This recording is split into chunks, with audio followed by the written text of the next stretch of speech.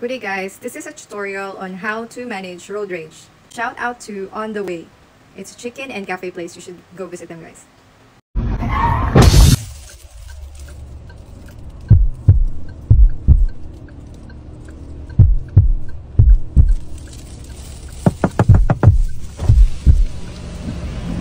Bulag ka ba? Bilangga mo ako? Tama ba yung pagdadrive mo? Marunong ka ba talaga mag-drive? Ibang klaseng pagdadrive yan. Nakita mo nakaparada na ako dyan, tapos babanggain mo ako? Hindi, pasensya na. Sa totoo lang kasi may inaantay lang talaga kami. Kaya siguro napatagal yun. Tiko! Kasalanan nyo naman talaga, diba? Kitang-kita nyo naman. Maayos pagka-park namin. Pero kasi paayos namin pagka-park namin, dire-diretso pa din kayo. Kasalanan nyo yun.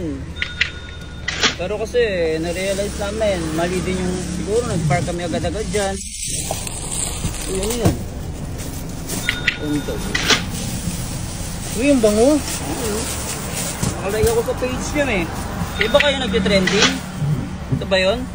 Apa ito Oo, yan yung boneless chicken po yan, sir. Ito kasi, sabi ko sa'yo, huwag ka naman nagpa-park kung saan eh. Ikaw kasi turo ka ng turo kung saan tayo ka-parking. Pasensya na kayo po sa talaga namin yun. Ingat na lang kami, kasalanan kasi talaga namin eh. Okay po, ingat po.